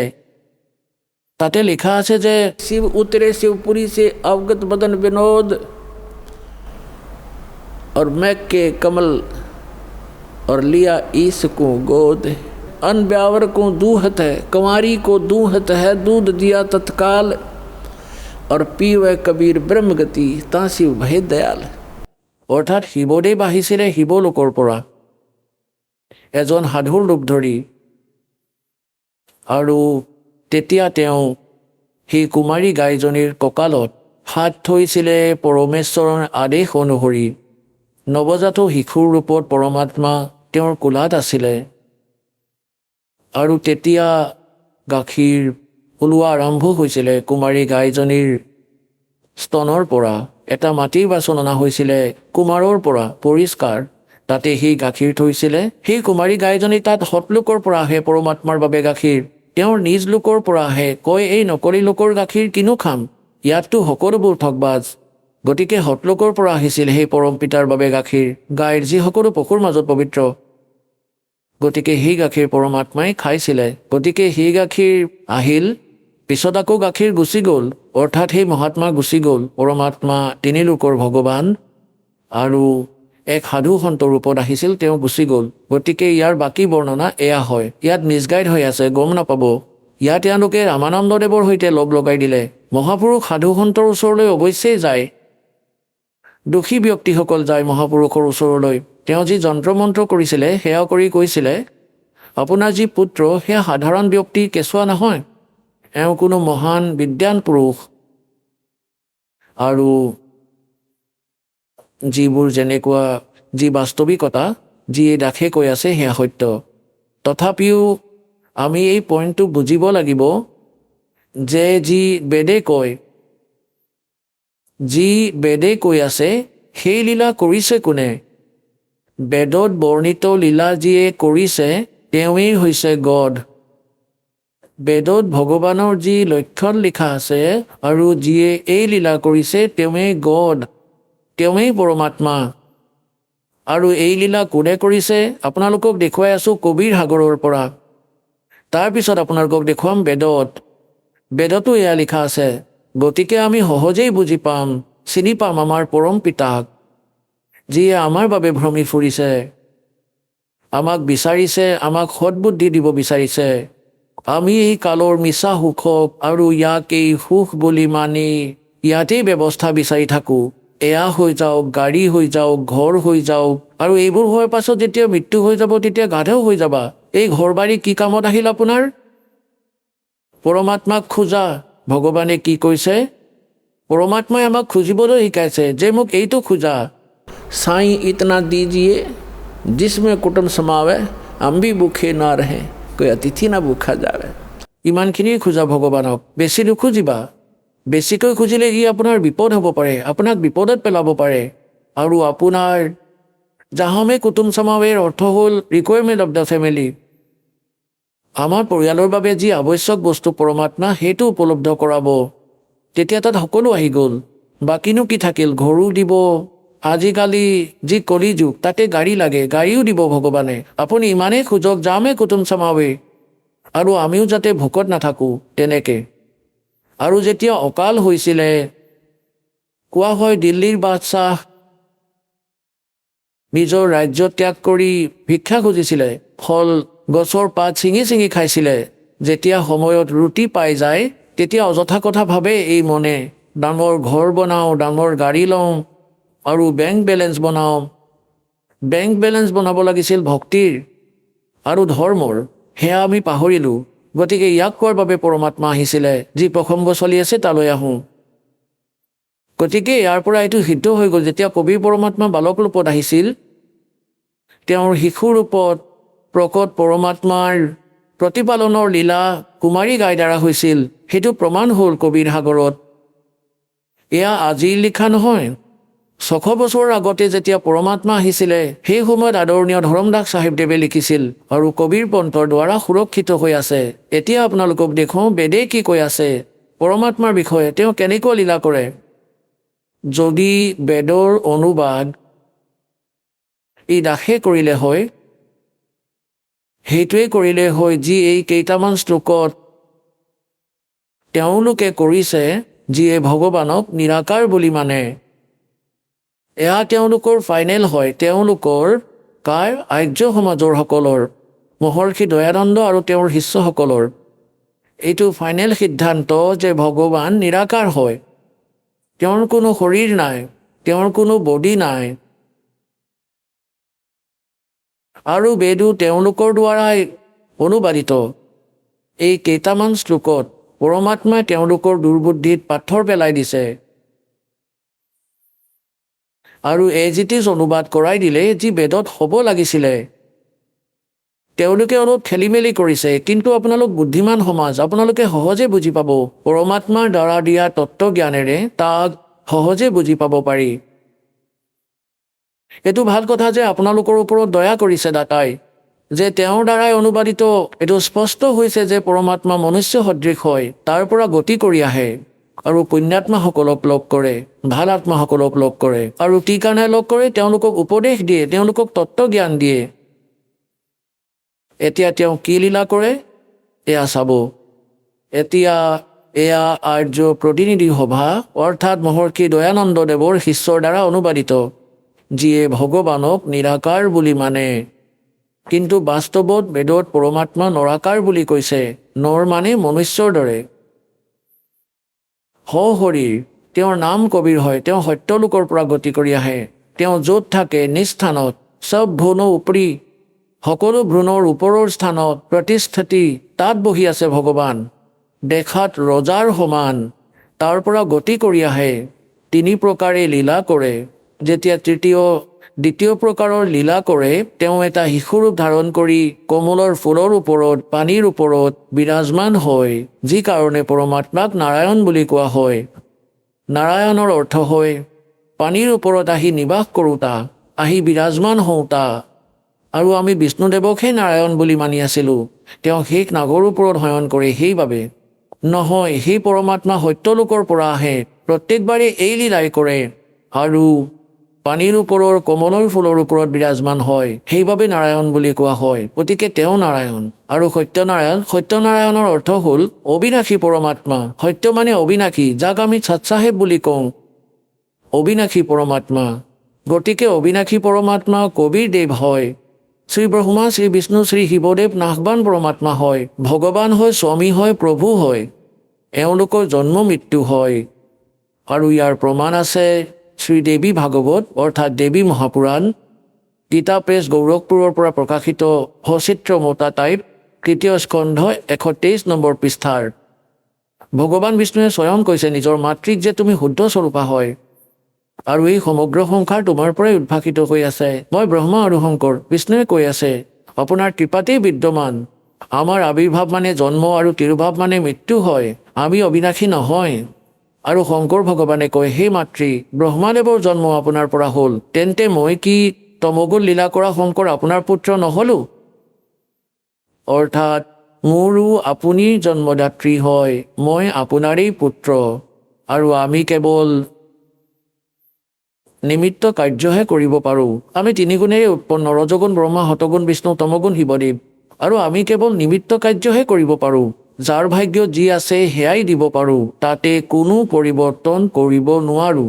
শ্ৰীদেৱী মহাপুৰাণৰ কেইটামান শ্লোকত এই ভগৱানসকলৰ পূৰ্ণ লীলা প্ৰায় স্থিতি ক্লিয়াৰ কৰি দিছে, স্পষ্ট কৰিছে, সকলো কনচেপ্ট ক্লিয়াৰ কৰিছে যে এওঁলোক নাশবান। দুৰ্গা দেৱী এওঁলোকৰ মাতৃ, ৰজগুণ ব্ৰহ্মা, সতগুণ বিষ্ণু, তমগুণ শিৱদেৱ এওঁলোকেই হয় আৰু প্ৰকৃতি দুৰ্গাক কোৱা হয়। আৰু এওঁলোকে কেৱল নিয়মিত কাৰ্যহে কৰিব পাৰে। গতিকে যি নাৰায়ণ হয় তেওঁ পৰমাত্মা, বাস্তৱত কবিৰ চাহেব হয়, যিয়ে এনেকুৱা লীলা কৰে। এতিয়া বেদত দেখুৱাওঁ আপোনালোকক যে যেতিয়া সেই পৰমাত্মা আহিছিলে শিশুৰূপ ধাৰণ কৰি, সেই সময়ত তেওঁৰ প্ৰতিপালনৰ লীলা কুমাৰী গাইৰ দ্বাৰা হৈছিলে। চাব, এতিয়া আমি বেদ পঢ়িম, আপোনালোকক দেখুৱাম। এয়া বেদ হয়। এতিয়া আপোনালোকক দেখুৱাইছিলোঁ, আকৌ পুনৰ আপোনালোকক দেখুৱাম। এয়া ক'ৰ পৰা প্ৰকাশিত? সাৰ্বদেশিক আৰ্য প্ৰতিনিধি সভা, মহৰ্ষি দয়ানন্দ ভৱন, ৰামলীলা মৈদান, নতুন দিল্লীৰ পৰা। আৰু এয়া ইয়াৰ অনুবাদক আৰু এয়া মুদ্ৰক, প্ৰিন্স অফছেট প্ৰিণ্টাৰ্ছ, 1500 পদ্ধতি হাউচ, দৰিয়াগঞ্জ, নতুন দিল্লীৰ পৰা। এতিয়া মই আপোনালোকক ঋগ্বেদ মণ্ডল নম্বৰ 9 সূক্ত নম্বৰ 1 দেখুৱাম। এয়া চাব। ঋগ্বেদ ভাষাভাষ্যম অথ নৱামণ্ডল মানে নৱম মণ্ডল আৰম্ভ হৈছে। ইয়াৰ প্ৰথম মন্ত্ৰটো হ'ল, ইয়াত কি লিখা আছে? হে সাম্য স্বভাৱৰ পৰমাত্মন, মানে পৰমাত্মাৰ মহিমা চলি আছে। সৌম মানে পৰমাত্মা, সৌম। এইটোও ধ্যান ৰাখিব। এতিয়া আগলৈ গৈ আপোনালোকক হেল্প কৰিব এই জ্ঞানক বুজাত। এয়া 1 নম্বৰ মন্ত্ৰ। মণ্ডল নম্বৰ 9ৰ সূক্ত নম্বৰ 1ৰ মন্ত্ৰ নম্বৰ আমি দ্বিতীয়টো পঢ়ি আছোঁ। ইয়াত আছে হে পৰমাত্মন আপুনি। পৰমাত্মাৰ মহিমা চলি আছে, এইটো ধ্যান ৰাখিব। এতিয়া তৃতীয় মন্ত্ৰটো হে পৰমাত্মান, চতুৰ্থ মন্ত্ৰটো হে পৰমাত্মান আপুনি, হয়নে ভগৱানৰ মহিমা?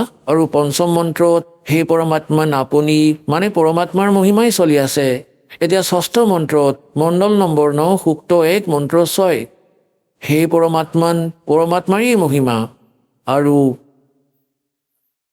এতিয়া ইয়াত সপ্তম আৰু অষ্টমত এওঁলোকৰ মনত পৰি গ'ল মহৰ্ষিৰ শিষ্যসকলৰ, যদি আমি ইয়াত পৰমাত্মা বুলি লিখি দিওঁ, আগলৈ পৰমাত্মাৰ মহিমা কি যে তেওঁ বালক ৰূপ ধাৰণ কৰি আহে, 3 প্ৰকাৰৰ শৰীৰ ধাৰণ কৰে, তেতিয়া জনতাই যাতে বুজি নাপাওক যে ভগৱান নৰাকাৰ হয়, গতিকে ইয়াত এওঁলোকে পৰমাত্মা বুলি নিলিখি পুৰুষ বুলি লিখি দিলে। এয়া চাব ঋগ্বেদ মণ্ডল নম্বৰ 9 সূক্ত 1 আৰু মন্ত্ৰ নম্বৰ 7। ইয়াততো 6লৈকে সেই পৰমাত্মা বুলিয়েই লিখি আহিছে, 6লৈকে। এতিয়া সপ্তমত তেওঁলোকৰ বুদ্ধি অলপমান সলনি হৈ গ'ল।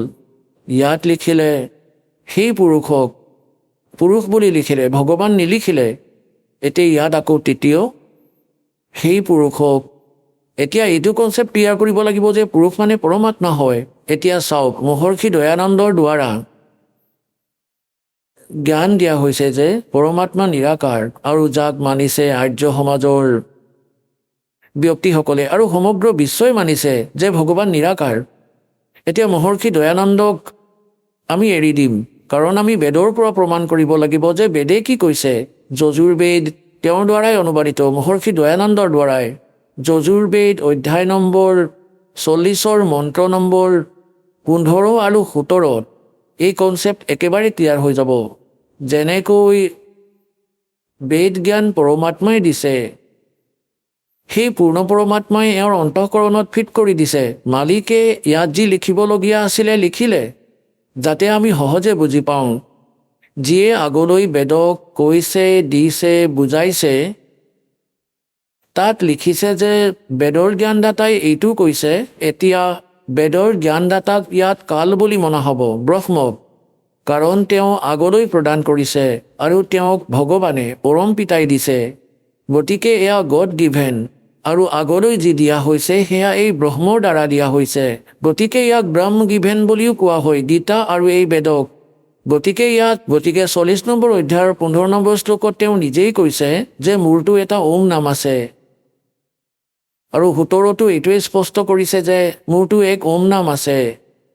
আৰু সেই পৰমাত্মা গুপ্ত, পুৰুষ মানে পৰমাত্মা পূৰ্ণ ব্ৰহ্ম, ওপৰত থাকে, তেওঁ গুপ্ত। এয়া চাব যজুৰ্বেদখন ল'লোঁ, ঋগ্বেদখন থৈ দিলোঁ। আৰু মহৰ্ষি দয়ানন্দ সৰস্বতী সেয়াই হয় সৰ্বদেশিক আৰ্য প্ৰতিনিধি সভা। 2.5 মহৰ্ষি দয়ানন্দ ভৱন, ৰামলীলা মৈদান, নতুন দিল্লীৰ পৰা। যজুৰ্বেদ আৰ্য ভাষ্য মহৰ্ষি দয়ানন্দ সৰস্বতী। মুদ্ৰক হ'ল প্ৰিন্স অফছেট প্ৰিণ্টাৰ্ছ, 1510 পততিহজ দৰিয়াগঞ্জ, নতুন দিল্লীৰ পৰা। ইয়াৰ পৰা ছপা। আহক আমি এতিয়া সেই শ্ৰদ্ধালুসকলৰ অনুভৱবোৰ জানো, যিসকলে জগতগুৰু তত্ত্বদৰ্শী সন্ত ৰামপাল গুৰু মহাৰাজৰ পৰা দীক্ষাপ্ৰাপ্ত কৰিছে তথা তেওঁ কোৱা ভক্তিমাৰ্গ এওঁলোকে অৱলম্বন কৰি আছে। নমস্কাৰ দৰ্শকসকল। যেতিয়া মানুহে নিজৰ ধৰ্মত কৰি অহা ভক্তি সাধনাৰ পৰা কোনো প্ৰকৃত লাভ নাপায়, তেতিয়া তেওঁ সত্যৰ সন্ধানত ভ্ৰমি ফুৰিবলৈ বাধ্য হয়। ছত্তীশগড়ৰ নিবাসী সত্যপ্ৰকাশ ইক্কাৰ কাহিনীও ঠিক তেনেকুৱাই। প্ৰথমে তেওঁ পৰম্পৰাগত ভক্তি সাধনা কৰিছিল, কিন্তু তাৰ পৰা কোনো সুফল নোপোৱাত তেওঁ চাৰ্চৰ বা গীৰ্জাৰ সহায় লৈছিল, কিন্তু তথাপিও তেওঁৰ দুখ কষ্টবোৰ কমা নাছিল। সত্যপ্ৰকাশে ভূত প্ৰেতৰ বাধা আৰু বিভিন্ন গুৰুতৰ বেমাৰৰ দ্বাৰা অতিশয় জৰ্জৰিত আছিল। ইয়াৰ পৰা পৰিত্ৰাণ পাবলৈ তেওঁ চাৰ্চত প্ৰাৰ্থনা কৰিলে, তান্ত্ৰিকৰ ওচৰলৈ গ'ল, আনকি বহু ডাক্তৰকো দেখুৱালে, কিন্তু ক'তো কোনো স্থায়ী সকাহ পোৱা নাছিল। তাৰ পিছত তেওঁৰ জীৱনলৈ এক এনেকুৱা সময় আহিল যিয়ে তেওঁৰ সকলো সমস্যাৰ সমাধান কৰি দিলে। আজি সত্যপ্ৰকাশ ডাঙৰীয়াই দৃঢ়তাৰে কয় যে সন্ত ৰামপাল গুৰু মহাৰাজে দেখুওৱা ভক্তি সাধনাৰ দ্বাৰা তেওঁৰ জীৱনত অদ্ভুত ধৰণৰ লাভ হৈছে। অৱশেষত এনেকৈ কি হ'ল যে তেওঁ নিজৰ পুৰণি সাধনা ত্যাগ কৰি সন্ত ৰামপাল গুৰু মহাৰাজৰ শৰণ ল'লে। আহকচোন শুনো সত্যপ্ৰকাশ ইক্কাৰ সেই সত্য কাহিনী তেওঁৰ নিজৰ মুখেৰে। নমস্কাৰ ছাৰ। নমস্কাৰ ছাৰ। ছাৰ কি নাম আপোনাৰ? সত্যপ্ৰকাশ এক্কা। সত্যপ্ৰকাশ আপুনি ক'ৰ পৰা আহিছে? মই যশপুৰ জিলা কুনকুৰি ব্লক ছত্তীশগড়ৰ পৰা। সত্যপ্ৰকাশ আপুনি সন্ত ৰামপালদেৱ মহাৰাজৰ পৰা নাম দীক্ষা কেতিয়া ল'লে? হয় ছাৰ, মই সন্ত ৰামপালদেৱ মহাৰাজৰ পৰা 5 ছেপ্টেম্বৰ 2013ত নাম দীক্ষা লৈছিলোঁ। সন্ত ৰামপালদেৱ মহাৰাজৰ পৰা নাম দীক্ষা লোৱাৰ আগতে আপুনি কি ভক্তি সাধনা কৰিছিল? হয় ছাৰ, মই কৰিছিলোঁ, কাৰণ মই খ্ৰীষ্টান ধৰ্ম ইছাই ধৰ্মৰ সৈতে জড়িত আৰু মোৰ পূৰ্বপুৰুষ আৰু মা দেউতা সেই সাধনাই কৰিছিলে যীশু ঈশামছীৰ, আৰু সেয়া ময়ো ফ'ল' কৰিছিলোঁ। আৰু সৰুতে যেতিয়া মই বুজা হৈছিলোঁ তেতিয়া কৈছিলে যে এওঁৱেই ভগৱান, গতিকে মই বহুত ভালদৰে বিশ্বাসেৰে ভগৱানৰ ভক্তি কৰিছিলোঁ। এনেদৰে চলিছিলোঁ, চাৰ্চ গৈছিলোঁ, প্ৰাৰ্থনা কৰিছিলোঁ, সকলোৱেই কৰিছিলোঁ, কাৰণ মোক কৈছিলে যে এওঁৱেই ভগৱান, এওঁৰ দ্বাৰাই আমাৰ মুক্তি হ'ব, স্বৰ্গপ্ৰাপ্তি হ'ব। কিন্তু ছাৰ, এটা কথা মই বুজি পোৱা নাছিলোঁ, কিন্তু ভাবিছিলোঁ আমাৰ ইছাই ধৰ্মত এনেকুৱা আছিল যে নিচা কৰাটো ইমান বেছি প্ৰচলন আছিল যে, আৰু মাংস মদৰ, যে সৰু ল'ৰা ছোৱালী যেতিয়া ডাঙৰৰ মাজত যেতিয়া সৰু ল'ৰা ছোৱালী থাকে, ডাঙৰেতো খায়েই, মদ খায়, লগতে মাংসও খায়, উৎসৱ পাৰ্বণত আৰু বহুত কিবা কিবিত। কিন্তু সৰু ল'ৰা ছোৱালী যেতিয়া তাত উপস্থিত হয়, যেতিয়া সেই ল'ৰা ছোৱালীয়ে মদৰ গিলাচ ধৰে আৰু খাব খোজে, তেতিয়া ডাঙৰে বাধা দিয়ে। মাক দেউতাকে কয় যে নহয় পুত্ৰ, এয়া বিষ, মদ এনেদৰে নাখায়। কিন্তু যিহেতু আমি ল'ৰা ছোৱালীক বাধা দি আছোঁ যে সেয়া বিষ হয়, গ্ৰহণ কৰিব নালাগে, কিন্তু আমি ডাঙৰেই সেয়া গ্ৰহণ কৰি আছোঁ। গতিকে এই কথাই মোক আচৰিত কৰে সদায়, যে এইবোৰ গ্ৰহণ কৰাৰ পিছততো আমাৰ পাপ লাগিব আৰু স্বৰ্গপ্ৰাপ্তি হয় বুলিও কয়, আৰু প্ৰাৰ্থনাৰে এয়া শেষ হৈ যাব। যদি ল'ৰা ছোৱালীক মানা কৰি আছে গ্ৰহণ কৰিবলৈ, তেন্তে নিজে কিয় কৰি আছে? এই কথা মোৰ আচৰিত লাগিছিলে। আৰু সদায় কিবা ভুল কৰাৰ আগতে অন্তৰাত্মাত এটা ভয় সোমাই গৈছিলে যে হে ভগৱান, মই এয়া ভুল কৰি আছোঁ নেকি? এনেদৰে অন্তৰাত্মাই মোক সাক্ষী দিছিলে, আৰু এই বিশ্বাসেৰে মই আগুৱাই গৈ থাকিলোঁ। আৰু সৰুৰ পৰাই মোৰ ভূত প্ৰেতৰ বাধা ইমান বেছি আছিল, আৰু স্বাস্থ্য ইমান বেয়া হৈছিলে, কেতিয়াবা মেলেৰিয়া টাইফইড, প্ৰতি সপ্তাহত ইনজেকশ্যন, টেবলেট সদায় খাব লাগিছিলে, আৰু সেইবোৰেই মোক জীয়াই ৰাখিছিলে। যেতিয়া 24 বছৰলৈকে এনেকৈয়ে থাকিলোঁ, ঔষধ আৰু তান্ত্ৰিক বিদ্যাত নিৰ্ভৰ কৰি, কমচে কম এমাহত 3-4জন তান্ত্ৰিকৰ ওচৰলৈ গৈছিলোঁ নিজৰ ভূত প্ৰেতৰ বাধা আঁতৰাবলৈ, কষ্ট দূৰ কৰিবলৈ। কিন্তু কেতিয়াও এনেকুৱা অনুভৱ নহ'ল যে এয়া একেবাৰে শেষ হৈ যাব। কিছুদিনৰ বাবে বিশ্বাসৰ বাবে লাগিছিল যে ঠিক আছে, এয়া শেষ হৈ যাব, কিন্তু কেতিয়াও মোৰ এনেকুৱা অনুভৱ নহ'ল যে মই ভাল হ'ম, আৰু কেতিয়াও ভাল নহ'লোঁ। কেৱল পইচা নষ্ট হ'ল। মোৰ দেউতা শিক্ষক, তেওঁ নিজৰ চেলাৰীৰে তান্ত্ৰিক আনিছিলে অ'ৰ ত'ৰ পৰা জাক তাক ধৰি। তেওঁ মোৰ কষ্ট দেখি কোনোবাই 15,000, কোনোবাই 20,000 লৈ যায়, কোনোবাই কুকুৰা, কোনোবাই ছাগলী, সোণ ৰূপ সকলোবোৰ লৈ গ'ল। মোৰ দেউতাই বনোৱা সৰু সুৰা যিটো ঘৰ আছিলে সেইটোও গ'ল। আমাৰ এনেকুৱা অৱস্থা হৈ গৈছিল যে আমি খোৱাৰ বাবেও চিন্তা কৰিব লাগিছিল, এনেকুৱা স্থিতি হৈছিল। আৰু আপুনি সন্ত ৰামপালদেৱ মহাৰাজৰ শৰণলৈ কেনেকৈ আহিল? হয় ছাৰ, মোৰ লগত এনেকুৱা কিছুমান ঘটনা ঘটিল। মই বোম্বেত আছিলোঁ, তাত মই এখন শ্বিপত কাম কৰিছিলোঁ সাগৰৰ। মইতো মদ আগৰ পৰাই খাইছিলোঁ, সৰুৰ পৰাই। এনেদৰে খাওঁতে মোৰ ইমান বেছি হৈ গ'ল। মোৰ এজন ভাইটি আছে সন্তোষ দাস নামৰ, ছাপা জিলাৰ, তাৰ পৰাই ফোন কৰিলে। মোৰ বন্ধুক ক'লে যে আমি হাৰিয়ানালৈ গৈ আছোঁ, তাত কোনোবা এজন বাবা আহিছে, যাৰ দ্বাৰা তেওঁৰ পৰা আশীৰ্বাদ ল'লেই দুখ কষ্টবোৰ আঁতৰ হৈ যায়, কিবা কিবি প্ৰাপ্ত কৰিব পাৰি, এনেকৈ ক'লে মোক। তাৰপিছত মই মোৰ বন্ধুৰ সৈতে সতলোক আশ্ৰম গৈ পালোঁ। তাত আমি তাৰ ব্যৱস্থা দেখিলোঁ, বহুত ভাল আছিল। জ্ঞানটো মই সিমান বুজি নাপালোঁ, বাকী তাৰ সকলোবোৰ বস্তু ছিষ্টেমেটিকেলি আছিল। মোৰ ভূত প্ৰেতৰ বাধা আছিল। তালৈ গৈ মোৰ আচৰিত অনুভৱ হ'বলৈ ধৰিছিলে যে ইয়াতে পাখণ্ডবাদ হয় চাগে, এনেকুৱা। কিন্তু মই কষ্টৰ বাবে গৈছিলোঁ, মই ভাল হ'ম বুলি বিশ্বাস কৰি, আৰু ভগত ভায়ে ক'লে মোক মই ভাল হৈ যাম। সন্ত ৰামপালদেৱ মহাৰাজৰ পৰা আমি নাম দীক্ষা ল'লোঁ। তাত 3 দিনৰ বাবে সৎসংগ হৈছিলে ছাৰ। 2 দিনলৈকে ব্ৰহ্মা বিষ্ণু মহেশ্বৰ, গীতা, বেদ, কোৰাণ ইত্যাদিৰ পৰা সৎসংগ শুনাই আছিলে সন্ত ৰামপালদেৱ মহাৰাজে। কিন্তু মই একো বুজি পোৱা নাছিলোঁ, কাৰণ মই খ্ৰীষ্টান ধৰ্মৰ সৈতে জড়িত আছিলোঁ। গতিকে 3য় দিনা সন্ত ৰামপালদেৱ মহাৰাজে আমাক সৎসংগ শুনালে সেইবাৰ বাইবেলৰ পৰা শুনালে। যেতিয়া বাইবেলৰ পৰা সৎসংগ শুনাই আছিলে তেতিয়া মোৰ সকলো কথা মনত পৰিল যে সৃষ্টি উৎপত্তি কেনেকৈ হ'ল, বাইবেলত এনেকৈ লিখা আছে আৰু এনেকৈ লিখা আছে কেইবা প্ৰকাৰে। তেতিয়া মোৰ সকলো কথা মনত পৰিল। বাইবেলতো লিখা আছে যে এদিন পিতা পৰমেশ্বৰে এই পৃথিৱীত আহিব আৰু তেওঁৰ ৰাজ্য স্থাপিত হ'ব। তেতিয়া মোৰ সেয়া মনত পৰিল যে এনেকৈ লিখা আছে আৰু যেতিয়া এইবোৰ দেখিলোঁ তেতিয়া তৎক্ষণাতে মোৰ মেমৰিত হঠাতে মনত পৰিল এনেদৰে আৰু মোৰ মনত পৰিবলৈ ধৰিলে আৰু ক'লে যে তোমাৰ লগত যি ঘটনা ঘটিছিল 2009ত মুম্বাইত কোঠালিৰ ভিতৰত সেই দৃশ্য মনত পেলোৱা। মই সেই ৰূপ হওঁ যিয়ে তোমাক দৰ্শন দিছিলোঁ, যি তোমাক কোৱা হৈছিল যে ভগৱান প্ৰকট হ'ব। তুমি যি মোৰ ৰূপ দেখিছিলা মই সেয়াই তোমাৰ সন্মুখত জীৱিত ৰূপত সৎসংগ শুনাই আছোঁ, মোক চিনি পোৱা। এনেকুৱা প্ৰেৰণা হ'ল। আৰু আকৌ যেতিয়া পৰ্দাত আহি আছিলে তেতিয়া মই ধ্যান দিব ধৰিলোঁ, হয় সেইটো ৰূপেই যাক মই দেখিছিলোঁ স্পষ্ট ৰূপে। এই সন্ত ৰামপালদেৱ মহাৰাজৰ ৰূপ মই কোঠালিত দেখিছিলোঁ। নাম দীক্ষা লোৱাৰ আগতেই দৰ্শন হৈছিলে। আজি সেই কথাই কৈ আছে ভগৱানে যি কৈ আছিলে আৰু ইয়াততো জীৱিত অৱস্থাত আহি গৈছে। মানে মই সেই বাইবেলৰ কথা ভাবিলোঁ যে যি কোৱা হৈছিলে, গতিকে নিশ্চিতভাৱে বাইবেলৰ সেই বচন পূৰ্ণ হৈছে আৰু পৰমাত্মা যি হয় সদগুৰু সন্ত ৰামপালদেৱ মহাৰাজৰ ৰূপত আহিছে আৰু গুৰু ৰূপত বিৰাজমান হৈ গোটেই বিশ্বক আমাৰ সকলো জগত সংসাৰক জ্ঞান দি আছে। ছাৰ, সন্ত ৰামপালদেৱ মহাৰাজৰ পৰা নাম দীক্ষা লোৱাৰ পিছত আপুনি কি লাভ পালে? হয় ছাৰ, মই লাভ পাইছোঁ। মই আগতে বহুত বেমাৰত পৰিছিলোঁ, কেৱল ইনজেকশ্যন টেবলেট খাইছিলোঁ, তাৰ পৰা ৰেহাই পালোঁ।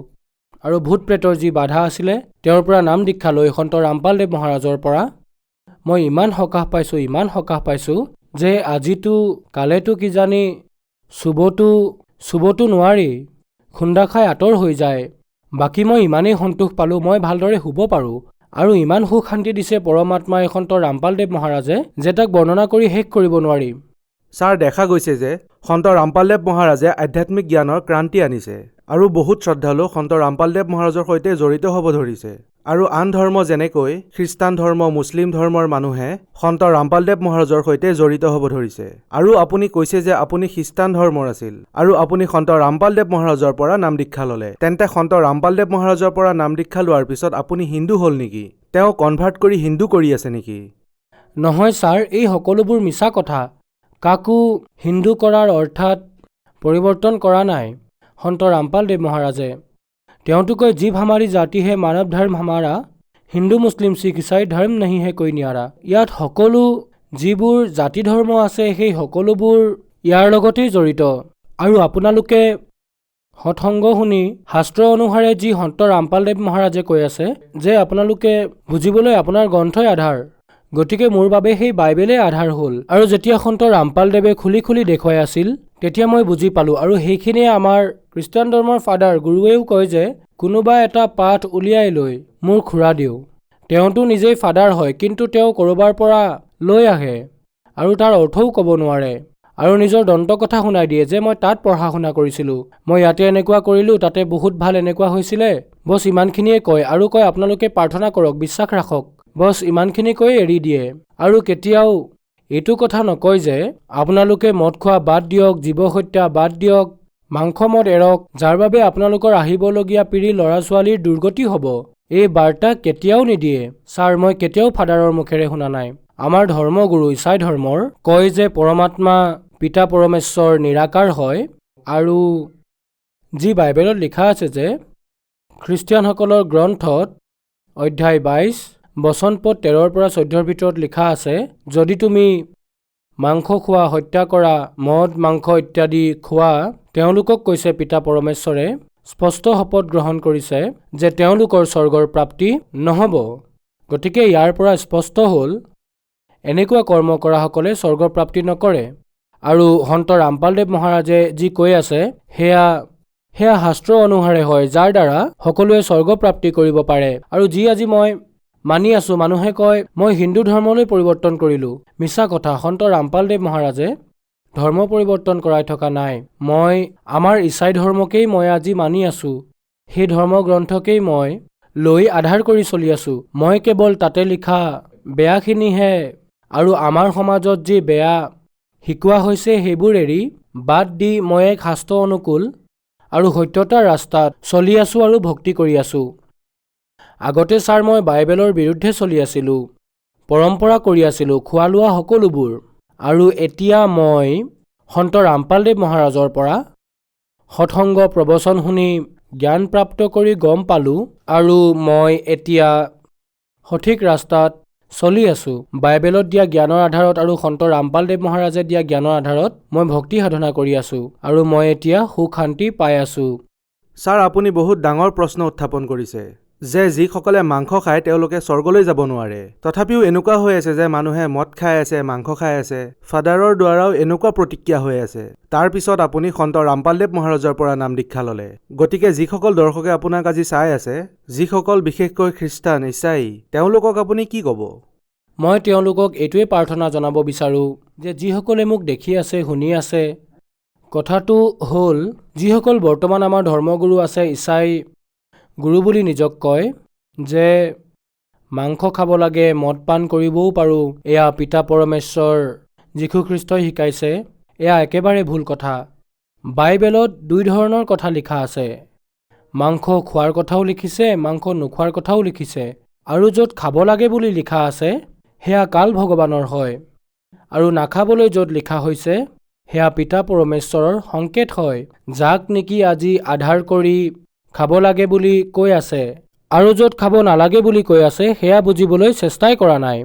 বাইবেলত লিখা আছে, ঈশা মছিহেও কৈছিলে, মই তোমালোক সকলোকে সঁচা কথা ক'ব বিচাৰিছোঁ, কিন্তু তোমালোকে এতিয়া সেয়া সহিব নোৱাৰিবা, কিয়নো এই সংসাৰত যিজনে নায়ক হৈ আহিছিলে, মই নায়ক হৈ আহিছিলোঁ, সেই নায়ককেই এতিয়া দোষী বুলি কৈছে। ঈশা মছিহে কৈছিলে, সন্তক নায়ক বুলি কৈছিলে, কাৰণ তেওঁ পৰমাত্মাৰ বিষয়ে সঁচাটো ক'ব বিচাৰিছিলে, কিন্তু তেওঁক দোষী বুলিয়েই সাব্যস্ত কৰা হৈছিলে। সেইবাবেই তেওঁ কৈছিলে, নায়কক দোষী বুলি সাব্যস্ত কৰিছে। গতিকে মই এতিয়া ইয়াৰ পৰা যাব লাগিব। মই যোৱাৰ পিছত আৰু মই ইয়াৰ পৰা যোৱাৰ পিছত যিজন সত্য আত্মা আহিব, তেওঁৱেই পূৰ্ণ সত্যলৈ লৈ যাব আৰু সকলোকে সমগ্ৰ বিশ্বক কল্যাণ কৰাব। তেওঁৱেই আজি এই সংসাৰত জগতগুৰু সন্ত ৰামপালদেৱ মহাৰাজৰ ৰূপত প্ৰকট হৈছে, আৰু তেওঁৱেই হৈছে পূৰ্ণ গুৰু আৰু তেওঁৱেই পূৰ্ণ স্বয়ম্ভু। তেওঁৰ দ্বাৰাই সমগ্ৰ সংসাৰৰ কল্যাণ হ'ব। আৰু ইছাই ধৰ্মৰ যিসকলে ভাবে যে আমাৰ ঈশা মছিহৰ দ্বাৰাই আমাৰ কল্যাণ হ'ব, সেইটো একেবাৰে মিছা কথা। সেই যে বাইবেলত লিখা আছে যে এদিন সেই পিতা পৰমেশ্বৰৰ আগমন হ'ব আৰু পিতা পৰমেশ্বৰৰ ৰাজ্য স্থাপিত হ'ব, সেয়া যি আছে সেয়া সন্ত ৰামপালদেৱ মহাৰাজৰ দ্বাৰাই হ'ব। আৰু সেই পিতা পৰমেশ্বৰ, যাক কবিৰ পৰমাত্মা বুলি কয়, যি সকলো বাইবেলত লিখা আছে, বেদত লিখা আছে, গীতাত লিখা আছে, কোৰাণত যি লিখা আছে, সেই পৰমাত্মাৰ নাম কবিৰেই হয়, আৰু তেওঁৱেই পূৰ্ণ পিতা পৰমেশ্বৰ, আৰু তেওঁৱেই আজি সন্ত ৰামপালদেৱ মহাৰাজৰ শৰীৰত প্ৰকট হৈ সমগ্ৰ বিশ্বক জ্ঞান দি আছে, আৰু তেওঁৰ দ্বাৰাই সমগ্ৰ বিশ্বৰ কল্যাণ হ'ব। ছাৰ, আপুনি কৈছে যে ধৰ্মৰ হলি বুকছ অৰ্থাৎ সৎ গ্ৰন্থত সন্ত ৰামপালদেৱ মহাৰাজে প্ৰমাণিত কৰি কৈছে যে কবিৰ চাহেবেই ভগৱান। গতিকে বাইবেলতো লিখা আছে নেকি যে কবিৰ চাহেবেই ভগৱান হয়, পৰমাত্মা হয়? হয় ছাৰ, অৰ্থডক্স জইচ বাইবেলত অধ্যায় 35, 36, 37 বচন নম্বৰ আয়ুব গ্ৰন্থৰ বচন নম্বৰ 5 আজি বৰ্তমানত যি আছে তাতে কেৱল সৰ্বশক্তিমান বুলি লিখিছে, আৰু তাতে স্পষ্ট কৰি দিছে যে সেই সৰ্বশক্তিমান পিতা পৰমেশ্বৰ কবিৰ হয়। কবিৰ লিখা আছে, আমি দেখিছোঁ, পঢ়িছোঁ সেয়া। ছাৰ, সন্ত ৰামপালদেৱ মহাৰাজৰ পৰা নাম দীক্ষা কেনেকৈ ল'ব পাৰি? হয়, সন্ত ৰামপালদেৱ মহাৰাজৰ পৰা নাম দীক্ষা আজি টিভিৰ মাধ্যমেৰে, য'ত সন্ত ৰামপালদেৱ মহাৰাজৰ সৎসংগ প্ৰবচন চেনেলত ৰাতিপুৱা গধূলি আহে, তাত তলত হালধীয়া শাৰী আহে, তাত মোবাইল নম্বৰ আশ্ৰমৰ, সতলোক আশ্ৰমৰ দিয়া হয়, যি নম্বৰক ডায়েল কৰি যোগাযোগ কৰি তাৰ পৰা নাম দীক্ষা লোৱাৰ আধাৰ বনাব পাৰে। সন্ত ৰামপালদেৱ মহাৰাজৰ দ্বাৰা লিখা কিতাপ জ্ঞান গংগা, জীৱনৰ সুগম পথ, গীতা তোমাৰ জ্ঞান অমৃত পঢ়ি সেইখনতো নিজৰ সৎগ্ৰন্থক জনাৰ আধাৰ আছে। সকলো ধৰ্মগ্ৰন্থৰ সাৰমৰ্ম দিয়া আছে। তাৰ পৰাও বুজি লৈ আৰু মোবাইল নাম্বাৰ ডায়েল কৰি আধাৰ বনাই নাম দীক্ষা ল'ব পাৰে। ধন্যবাদ ছাৰ। নমস্কাৰ ছাৰ।